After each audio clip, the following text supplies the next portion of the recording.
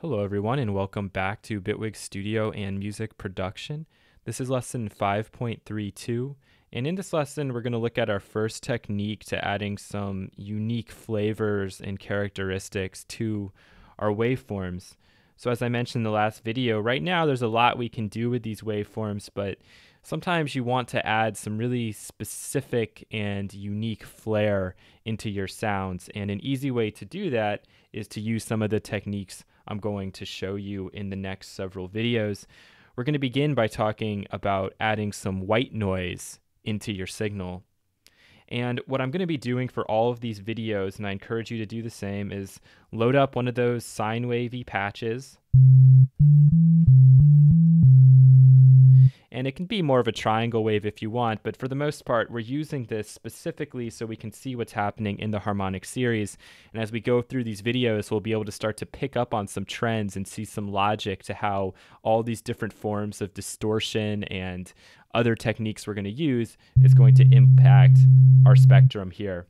Okay, so when it comes to designing your own sounds and using these techniques, you're not going to be doing it just over a sine wave. You're probably going to be adding in very, very subtle bits of this stuff and probably very highly filtered in order to come up with your waveforms. But for the sake of example, for the sake of education, it's best to start with just that sine wave because it's just the fundamental, and we can see where our other peaks and stuff are going to pop up.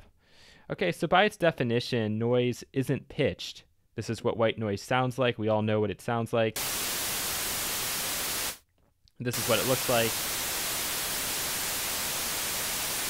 inside of our spectrum analyzer. So you can see that I can't find a fundamental and everything is going all over the place. And when all my peaks are constantly moving and shifting around, we're not going to be able to come up with a fundamental pitch. And that's very, very important to using this technique, because if you add white noise and you play up and down the keyboard, the white noise isn't going to necessarily follow what you're doing unless you resample it. And I'll show you how to do that here. We'll be going into much greater depth on this sampler in a long time. But for now, let's figure out how we can add in some white noise. So we have a noise control here, but there's just one problem to using the noise like this, and that's that we are going from the mix into the filter, and our filter is cutting off almost everything. So if I try to add some white noise to this sound,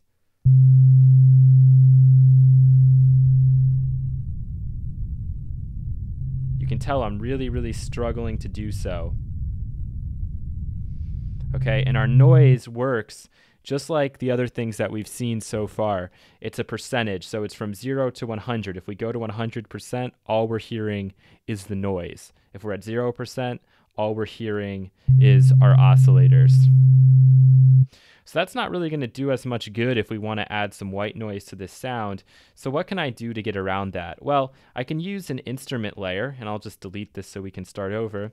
And an instrument layer is going to allow us to stack multiple instances of whatever instruments we want to create one sound. And in this case, I'm going to want to start with the Polysynth. And we'll load in my sine wave preset. And now what I'm going to do is add another instance of the Polysynth. And I'll go to the Brian initialize state. So right now, if I play this together, we're getting the sine wave and we're also getting a saw wave on top. And this is kind of helpful if we want to make a patch and have some sub to it. I could bring this down an octave.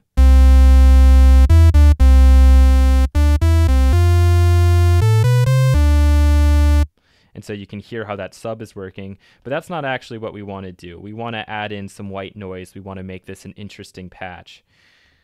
So what I'm going to do here is I'm actually just going to turn noise from 0% all the way up to 100%. And in this case, I'm going to leave our filter wide open. So now we can listen back to this. And we can see if we look at the span,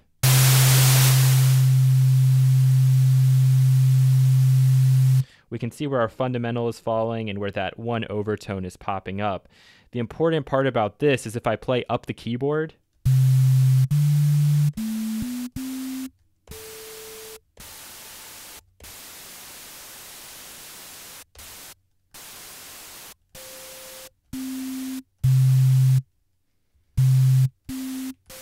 we can see that the white noise isn't changing.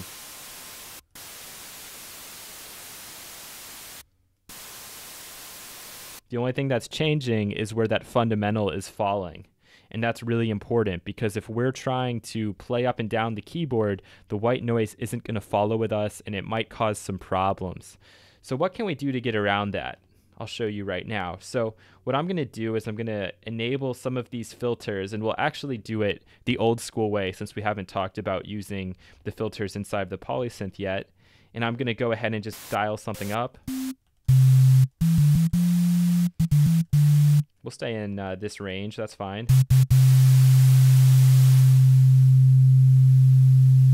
And now what I'm going to do is I'm going to go into the effects and I'm going to add an EQ5. And now I'm just going to try to find some kind of interesting shape I can come up with here with the EQ5 to add to that tone. Let's see what I can do. I'm just going to do this almost at pure random. We could even pull up like a crazy one of these presets. Let's go ahead and use this one.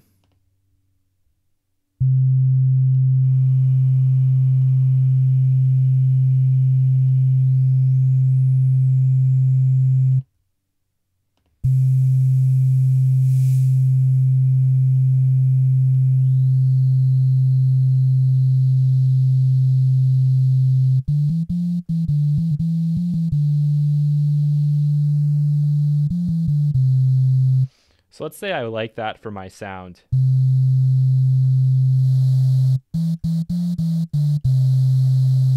And what I'd actually do is I would look up and figure out where C is falling. And actually, I think there's a C preset in here.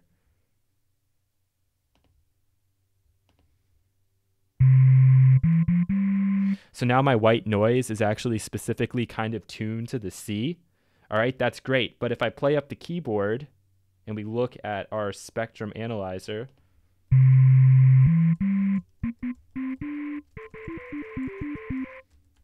we can see that that white noise isn't following along, and we're going to want it to follow along if we want everything to stay in key, in tune, which sometimes you'll want, sometimes you may not want. So what I'll do here is I'll create a new audio track. I'm going to take the input from, I think this is our instrument layer, and we'll go ahead and draw in, I think it's a C1, C2.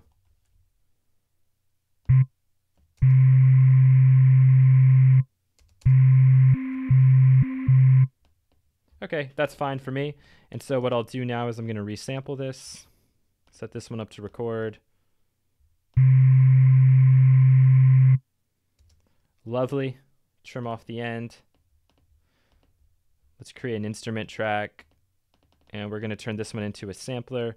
Don't worry about everything that's happening right now. I'm just showing you this so you can hear how if you want to add something that's not harmonic in nature at all, like white noise, that you can still pitch it.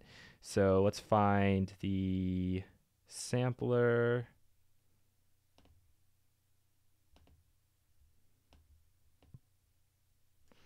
Okay, I'm going to turn this one on.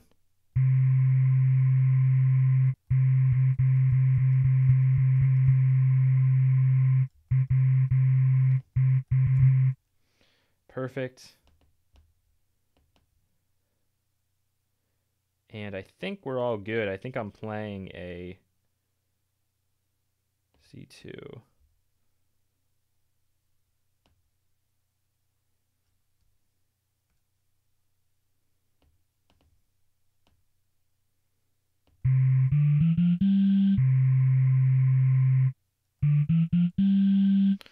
And then all I have to do is turn this on.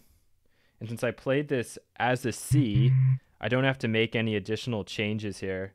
And I can add on my spectrum once again.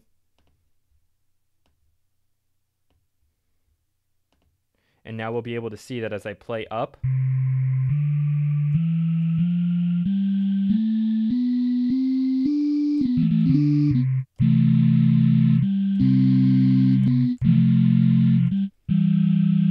really cool, right? So the white noise is now following along, and that's a big difference from what we started with.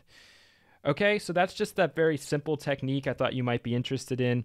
Have some fun with it, and we will talk about the sampler in incredible depth in a ways down the road.